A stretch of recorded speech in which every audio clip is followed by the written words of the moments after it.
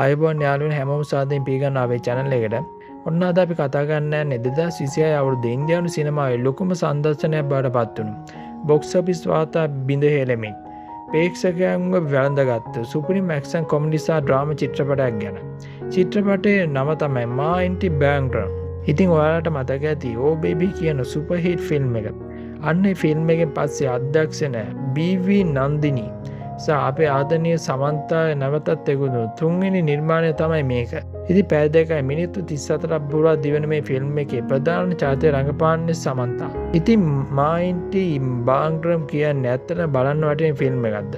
සමන්තාගේ මේ මාස් ඇවටාර් එක සාර්ථකද? අද රිවිව් එකෙන් අපි ඒ ගැන සම්පූර්ණයෙන්ම කතා කරමු. වීඩියෝ එකට යන්න කලින් channel එක subscribe කරන්න නැත්නම් දැන්ම subscribe කරලා bell icon එක click කරන්න. ඉතින් අපි බලමු මා ඉන්ටි බෑන්ග්‍රම් මෙහෙම නැත්නම් අපේ ගෙදර රත්තරන් කියන්නේ මොකක්ද කියලා.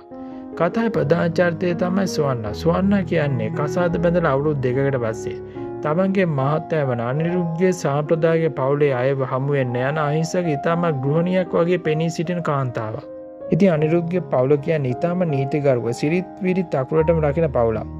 සුවන්නාට ඕන වෙන්නේ කොහොම හරි මේ පවුලේ ලේලි කෙනෙක් විදියට කැපිලා පෙනෙන්න සහ පවුලේ අයගේ ආදරය දිනා ගන්න. හැබැයි එයාට ගෙදරදී ලොකු තරගයක් දෙන්න වෙනවා. ඉතින් එහි සිටින අනිත් ලේලි වන අනිසුයා කියන්නේ කෑම උයන්න රංගෝලි අඳින ගෙදර වැඩ කරන උපන් හපන් පරිපූර්ණ ගෘහණයක්. සුවන්නාට කෑම හදන්නවත් හරියට සාරියක් අඳින්නවත් බෑ කියලා පවුලේ අය හිතනවා. හැබැයි සුවන්නාට තියෙනවා කිසිම කෙනෙක් නොදන්න අඳුරු භයානක සහ ප්‍රචණ්ඩකාරී අතීතයක්. ඇගේ ඇත්තම නම ජන්සි. එයාගේ අතීතය සම්පූර්ණයෙන්ම අමතක කරලා සාමාන්‍ය සරල ජීවිතයක් ගත කරන්න මේ උත්සාහ කරන්නේ. ඒත් එකපාරට මෙයාගේ අතීතයේ හිටපු භයානක හතුරෙක් වන කන්න ඇතුළු පිරිස සුවන්නාව හොයාගෙන යනවා. ඒ විතරක් නෙවෙයි මේ අලුත් පවුලට ලොකු තර්ජනයක් ඇති කළා. දැන් සුවන්නාට සිද්ධ වෙනවා තමන්ගේ අලුත් පවුල ආරක්ෂා කරගෙන සාරිය පිටින්ම තමන්ගේ පරණ වයලොන්ට් ඇවටාර්ගේ එළියට ගන්න. එයාගේ අතීතයේ පවුලෙන් හංගගෙන ඒ අතරතුරේදී මේ භයානක සතුරන්ගේ පවුල ආරක්ෂා කරන්නේ කොහොමද කියන එක තමයි පැය දෙකයි මිනිත්තු 34ක් පුරා දිවෙන මේ කතාවෙන් කියවෙන්නේ. ඉතින් දැන් අපි කතා කරමු මේ ෆිල්ම් එකේ තියෙන පර්ෆෝමන්ස් ගැන.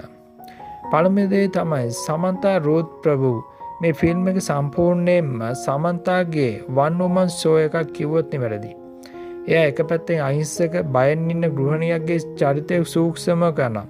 හැබැයි ඇක්ෂන් සෙන්ස් එක පටන් ගන්න ගමන් එයා මාරම ෆයර් එකක් ස්ක්‍රීන් එකට ගේනවා. සාරියක් ඇඳගෙන කුස්සියේ තියෙන භාණ්ඩ ආයුධ විදියට පාවිච්චි කරමින් නෑ කරන ඇක්ෂන් ස්ටන්ට්ස් වෙනම ලෙවල් එකේ තියෙන්නේ.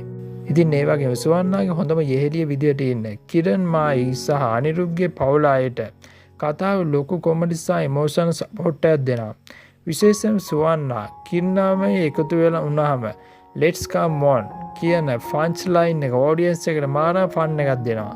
ඉතින් අවසාන වශයෙන් කිව්වා මා ඉන්ටි බෑන්ග්‍රම් කියන්නේ 100%ක්ම එන්ටර්ටේන්මන්ට් වලින් පිරුණු සිනමා එකක් හෝ ගෙදරදී එන්ජොයි කරන්න පුළුවන් නියම ඇක්ෂන් කොමඩි එන්ටර්ටේන් එකක්.